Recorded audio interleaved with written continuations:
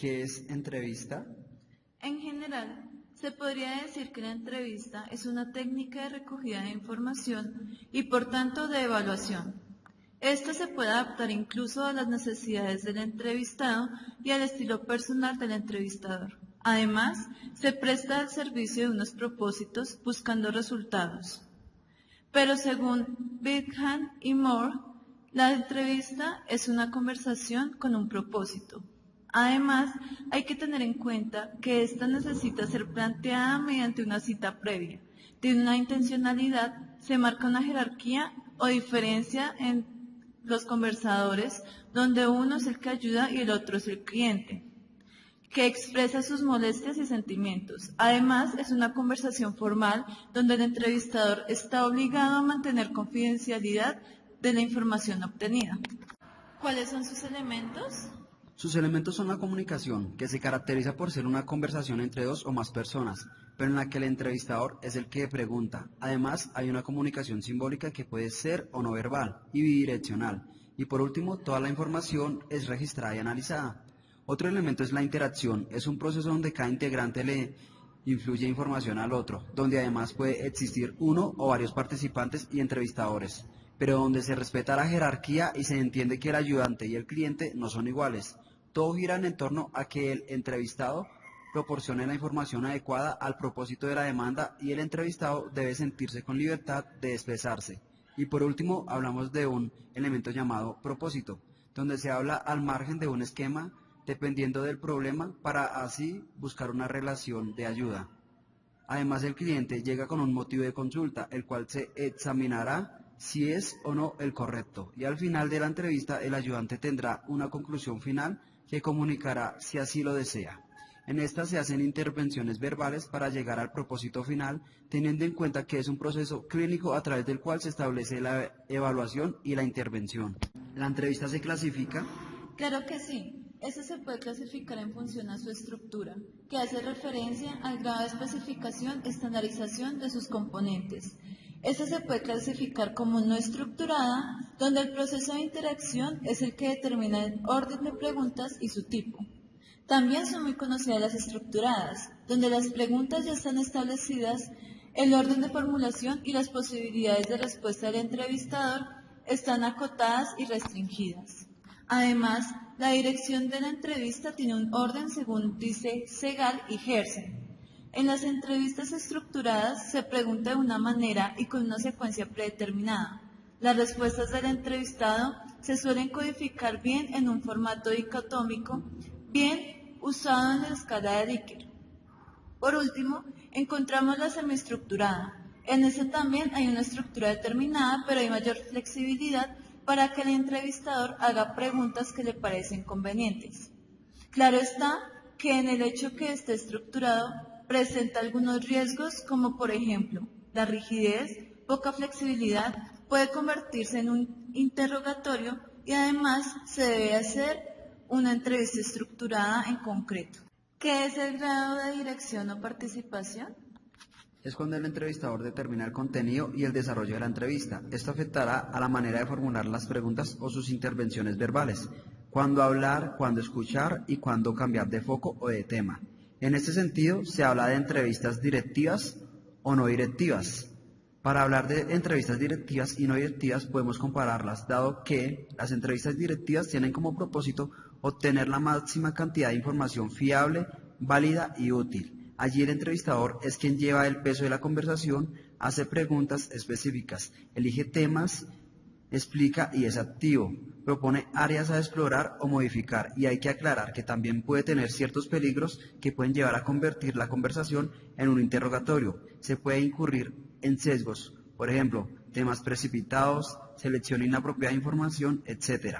Y al referirnos a entrevistas no directivas, estas tienen como propósito conseguir una relación y un ambiente que potencien la disponibilidad del entrevistado a reflexionar y elaborar sus pensamientos. El papel del entrevistador aquí será la de mostrar explícitamente aceptación y comprensión, animada a la expresión de emociones, actitudes y reflexiones sobre comportamientos, y también hablamos de unos peligros que llevan a derivar a una conversación trivial.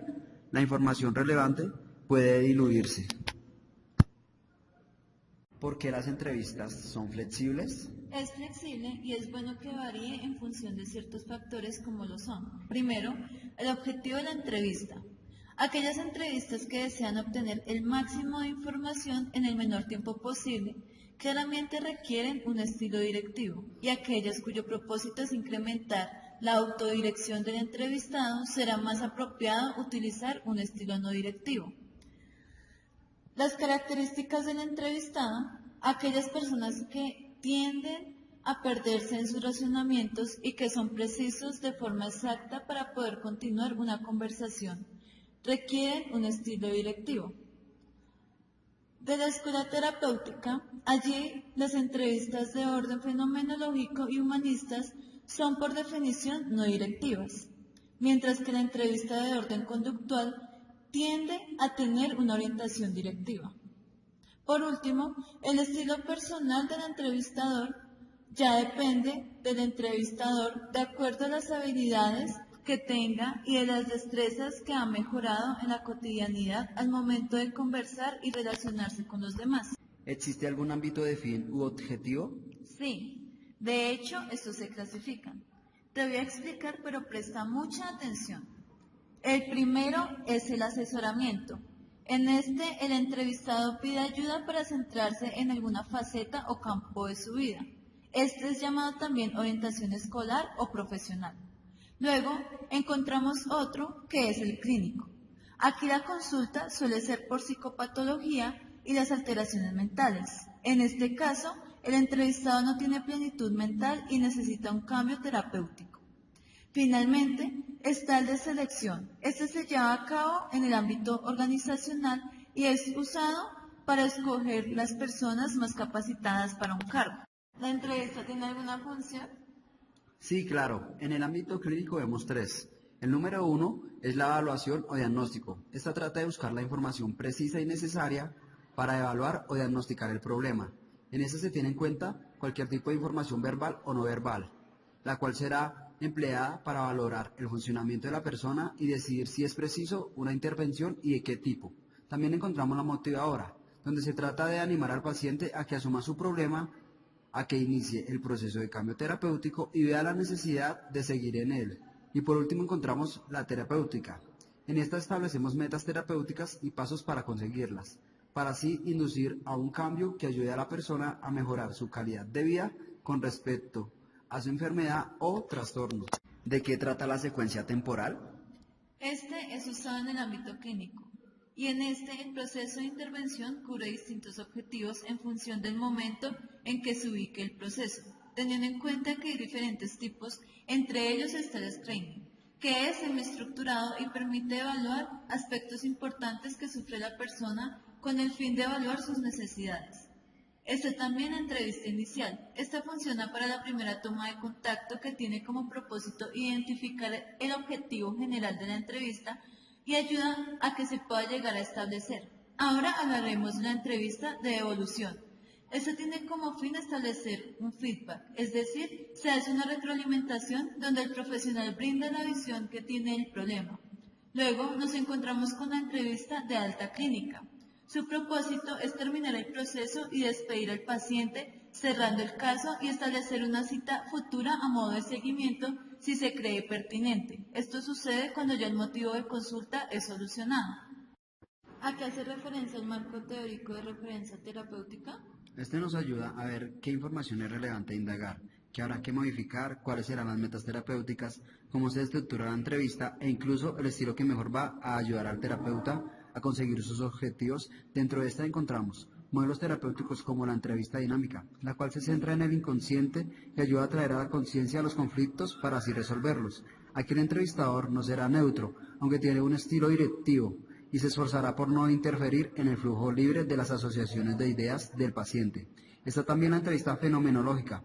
Esta, a diferencia de la anterior, no es directivo y además ayuda al autoconocimiento y el desarrollo del potencial humano del cliente, ya que al no hacerlo, el cliente puede ser considerado como alguien que desconoce la forma en que su manera de percibir la realidad afecta conductas específicas. El tercero es la entrevista conductual. En esta se tratan todas las conductas de aprendizaje que son desadaptativas.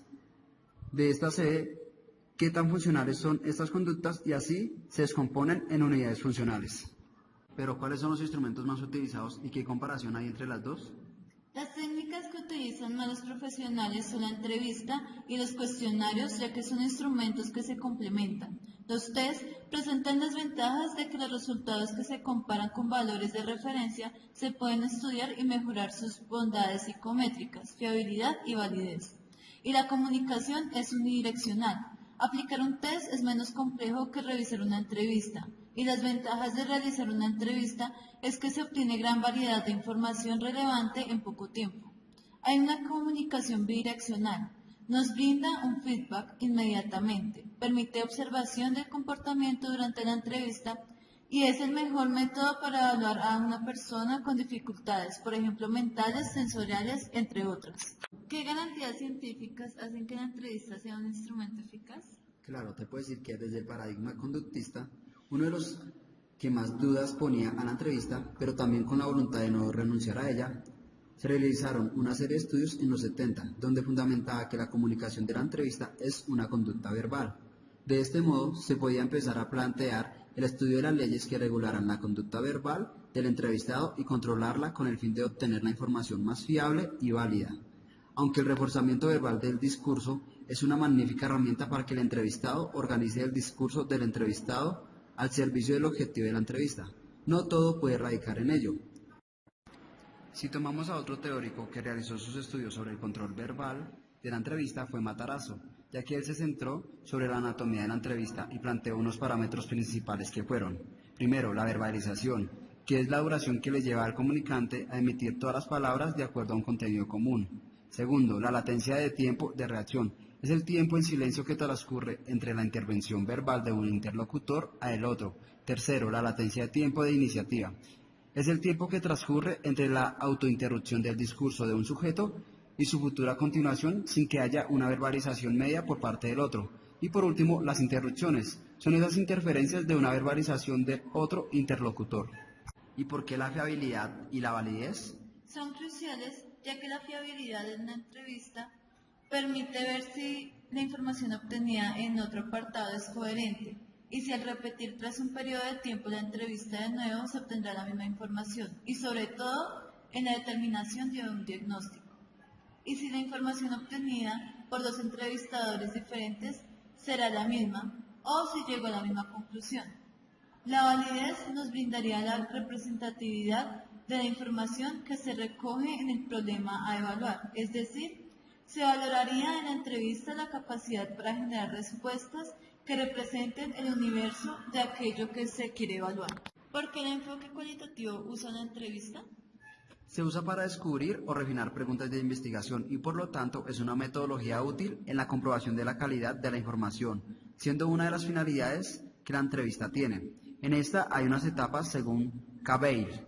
La primera de ellas es delimitar el tema, que es el propósito que se tiene con esta.